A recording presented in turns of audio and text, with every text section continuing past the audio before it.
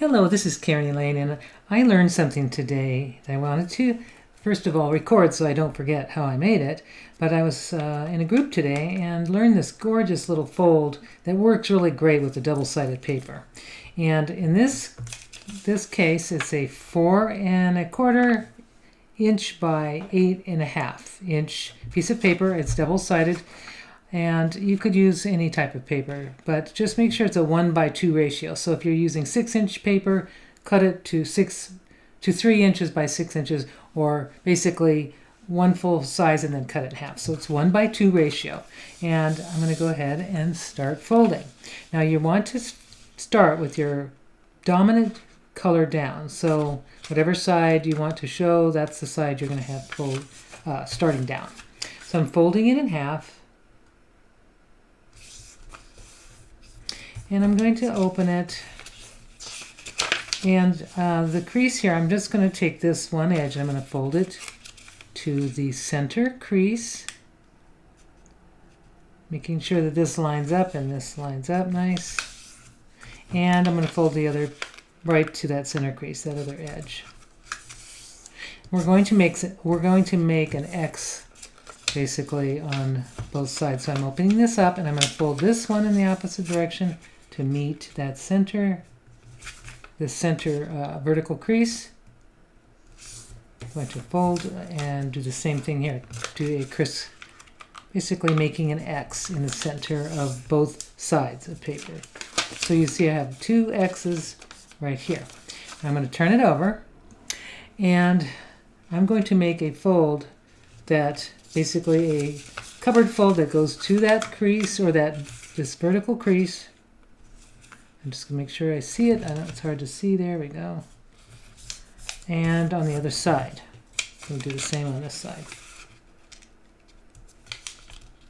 Okay, now once I've done that, I'm going to turn it over, and I'm going to just kind of collapse or push those folds in. And what I have is a water bomb base on both sides. So I'm going to just collapse this into the water bomb base, and this side into a water bomb base. And what I have is basically, yes, 2 water bomb bases on top of a square. Now what you're going to do is you're going to take the corners, and I notice it's not perfectly lined up. A little bit of that blue is showing. That means I didn't cut it right, but that's all right. This is a very forgiving fold. I'm going to fold this other point up to that. I'm going to do this on all 4 corners, folding it up to that. Just basically folding this flap in half on all 4 sides. Now what you're going to do is, if you put your feet up like this, they look like little table legs. You're going to take those and squish them down, flatten them into a little square.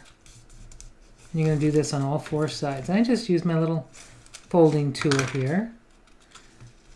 And you can kind of move it around and make sure it's just nice and flat and square. Do this on all 4 sides. Okay. And there, like that. Now that you've got 4 little squares on top of a larger square, you're going to take all of these and you're going to fold these raw edges to this little center crease right here, kind of like you're doing a paper crane. I'm going to take all 4 of those. So this is how you want to do all 4 of these little squares. So I'm just going to fold all of them into the center.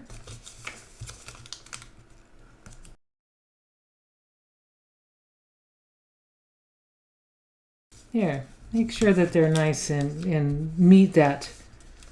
They meet each other. They don't overlap. They just meet.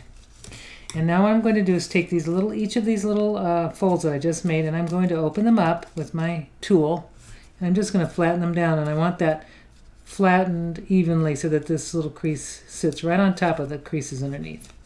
We're going to do this on all of the 8 little points.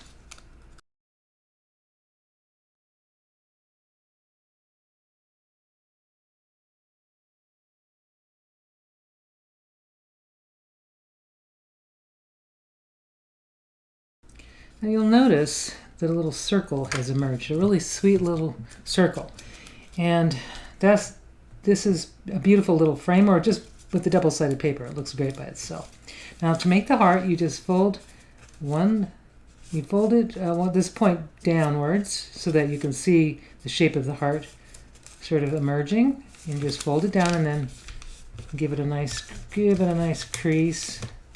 And then take these outer edges and fold them maybe about a little over half an inch. You fold them into the center to soften the edge, to get rid of that pointy edge. And then what you'll notice is this really beautiful heart shape.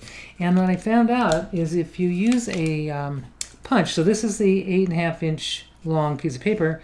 I have a 1.5 inch round punch that I used, and I actually was able to cut out a little circle that I watercolored, and these fit in like perfectly, just like little frames. You don't even have to glue them in; they actually just pop in. Or if you want to add a little glue, you can. But those little corners kind of work like they just kind of sit in just perfectly. So I hope you enjoyed this, and have a wonderful day.